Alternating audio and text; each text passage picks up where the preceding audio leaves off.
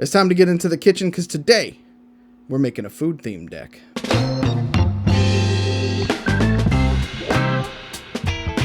Rocco, Street Chef, is a 2/4 creature for 1 green, 1 red, and 1 white mana that reads, at the beginning of your instep, each player exiles the top card of their library. Until your next instep, each player may play the card they exiled this way. Whenever a player plays a land from exile or casts a spell from exile, you put a +1/+1 counter on target creature and create a food token. This card is great and has so much value for a sub $1 commander card. We're going to build this as a group hug style deck around the card advantage themes Rocco gives us, while passing around counters and using food tokens not only as a way to gain life, but to trigger other creatures' abilities on the field. And it's important to note that we're not going to solely rely on Rocco to help us play the cards from exile.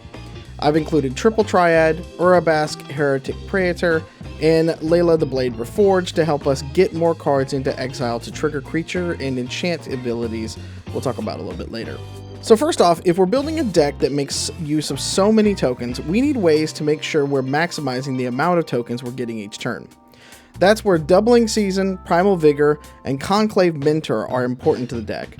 But also cheaper cards like Academy Manufacturer are important to the gameplay.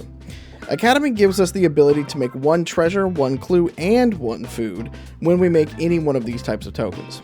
There's also cards like Faldorn, Dreadwolf Herald, Rosie Cotton of South Lane, and Graham O'Brien that trigger additional tokens when you either play a land or cast a spell from exile. And since Rocco gives us something to play from exile each turn, those cards are crucial to getting the deck's engine running. Nuka-Cola Vending Machine helps us both pay to create a food token and turn those tokens into treasure tokens if we need additional mana. I just love having a vending machine in a food-themed deck. Now that we have a lot of tokens coming onto the battlefield, let's do something with all that. Cards like Flaming Tyrannosaurus, Ingenious Artillerist, and Reckless Fireweaver all burn our opponents when artifacts come into play.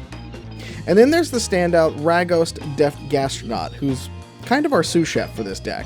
And he comes from the recent Edge of Eternity set that turns every token into a food token, and if we pay 1 colorless, tap it, and sacrifice a token, we deal 3 damage to each opponent. These are cheap and efficient ways to take down multiple opponents simultaneously. But let's talk about what we're going to do with all those +1/+1 counters that Rocco and others give us.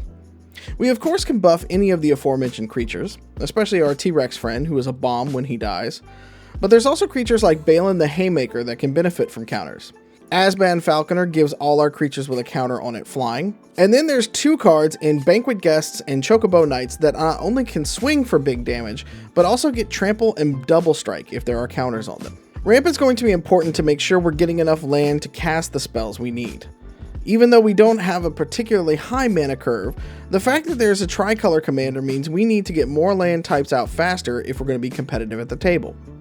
There's the usual Soul Ring, Arcane Signet, Farseek, Cultivate, yada yada yada. But one piece of ramp that is very on theme for this deck is Knight of the Sweet's Revenge that allows all our food tokens to tap for green mana, which is good because so many of our other ramp spells in this area are green. So it helps us ensure that we're mana fixing if not hitting the mana drops when we need them. There are 3 tutors in the deck. One of them is Rocco, Cabaret Caterer, which allows you to spend X mana and go get a creature card with mana value X or less from your library and put it on the battlefield.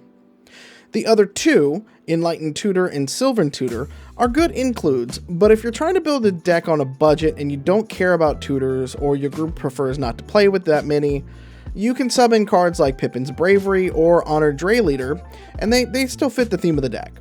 They're listed in the maybe board for this deck list on Archidect. Which leads me to talk about the game changers in this deck. We already talked about Enlightened Tutor, but I've also included Deflecting Swat and Teferi's Protection.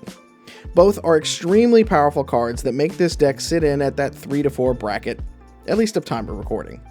But again, if you're trying to build this deck and you can't afford a $60 and up card, there are alternatives that may not be as powerful, but still serve a similar purpose.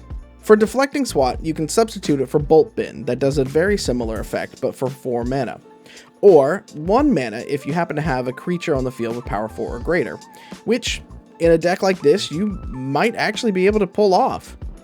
There's also Wild Ricochet and an older card called Shunt that will help you protect your board state. For Teferi's Protection, there are cards like Eerie Interlude, Everybody Lives, and Perch Protection that are admittedly more expensive, but will help out in a pinch to stave off elimination. I will also note that one of my favorites for replacing Teferi's Protection, Dawn's Truce, is already in the deck list. Even at $10 at time of this recording, it's better than nearly $60 that Teferi runs. Throw in a balanced amount of dual, triple, and basic lands from across the red, green, white standards, alongside some staples like Command Tower and Path of Ancestry, and you've got a fun, interactive deck that will play well at the table. And that's everything for Rocco Street Chef. So tell me, did we serve up a winner, or were our taste buds just a little off? Let me know in the comments down below. And if this is the first time that you've seen one of my videos, hit the subscribe and ring the notification bell so you don't miss a single one of our deck tech videos. And if you liked it, consider throwing a little thumbs up on that video. Until next time, I've been Mallow, and you've been awesome.